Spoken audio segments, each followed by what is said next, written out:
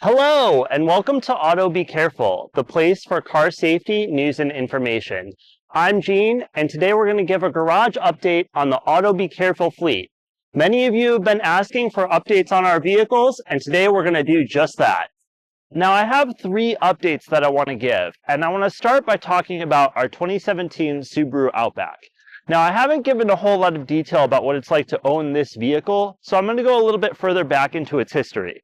My wife purchased this car before we met, so I don't have a whole lot of details about the first few years of ownership, but I do know that in the first 3 years, it was driven about 74,000 miles, which is a lot. Obviously, during the pandemic lockdown era, it was driven a lot less since no one could go anywhere. Since the start of the pandemic, we've put about 30,000 more miles on it, which is a lot more reasonable. So before the pandemic, it was driven about 25,000 miles per year. Since the pandemic started, it's been driven about 6,000 miles per year. What's wonderful about this vehicle is it hasn't really needed all that much, with a few exceptions. For most of that time, it's been thriving on basic maintenance. Oil changes, filter changes, brakes, tires, batteries, the usual stuff. Obviously, there have been a few exceptions that are a little bit more interesting, so let's go into those. There was one time where it left us stranded on the side of the highway a few years ago. We were driving home, and suddenly a bunch of warning lights came on, including some temperature warnings. We quickly pulled over onto the shoulder and came to a stop with smoke bellowing out from under the hood. This seemed like it could be a pretty big deal, so we had the vehicle towed to our local Subaru dealer for inspection.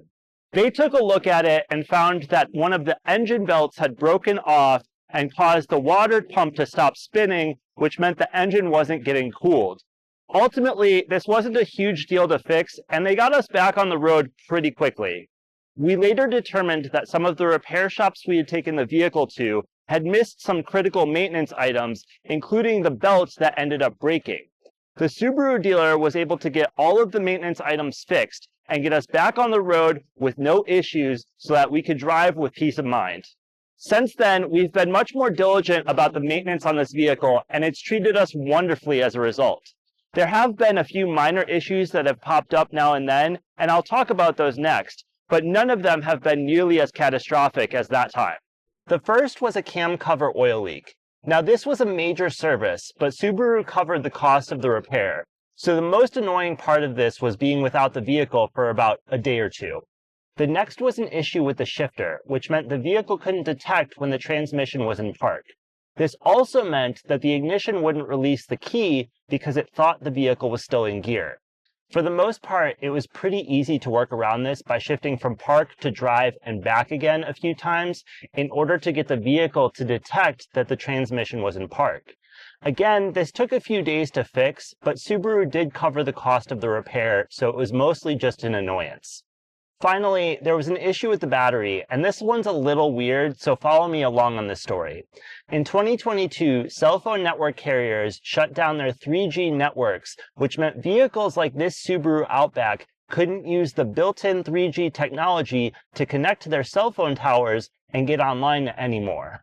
In this Subaru Outback, that meant the vehicle kept trying to connect to 3G radio towers that no longer exist, resulting in the vehicle determining it couldn't connect and sending more power to the radio unit in order to try to boost the signal and connect. That meant the battery drained pretty quickly. We went through about 2 or 3 batteries before we figured this out. Subaru gave us 2 options: either disconnect the hardware to prevent the battery drain, or upgrade the hardware to 4G technology, which still existed on cell phone radio towers, so the vehicle could continue to use connected services.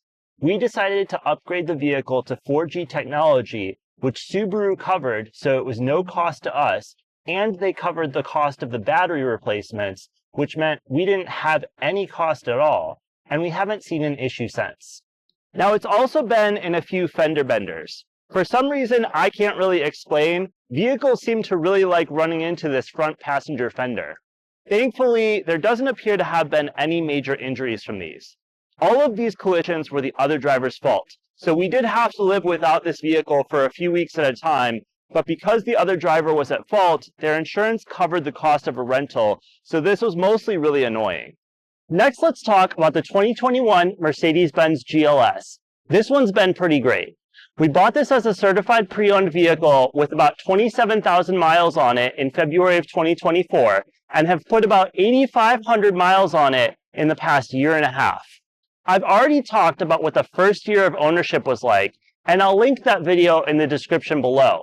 In the last 6 months, a few things have popped up that I want to mention.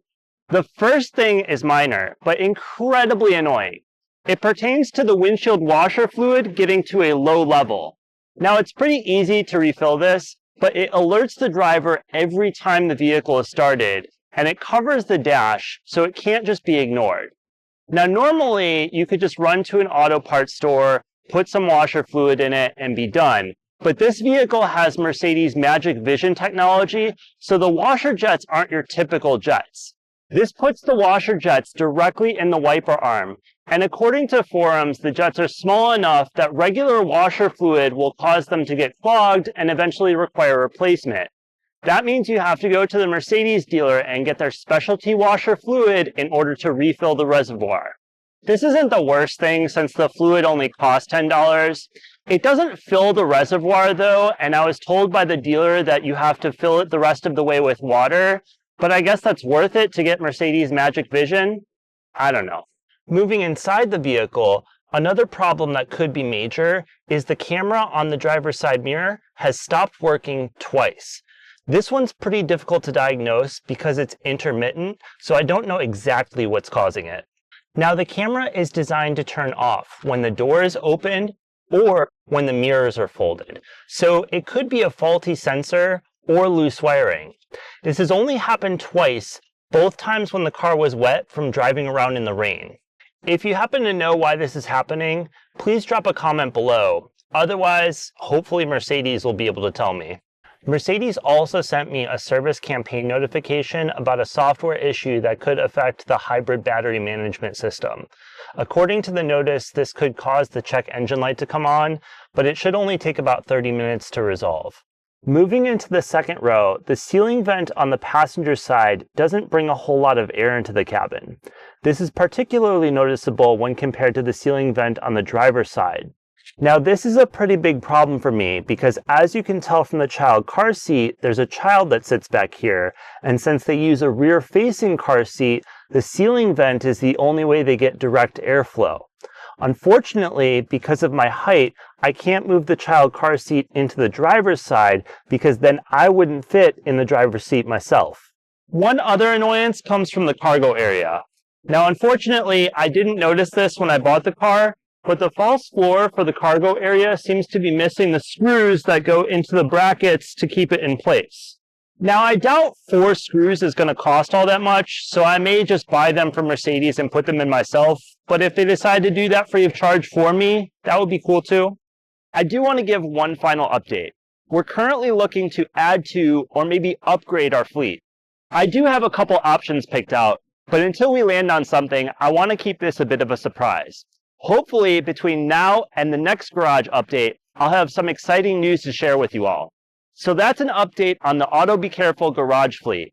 I hope you enjoyed learning more about our vehicles. If you did, be sure to click the like button below and subscribe to see more content like this. Thanks for watching.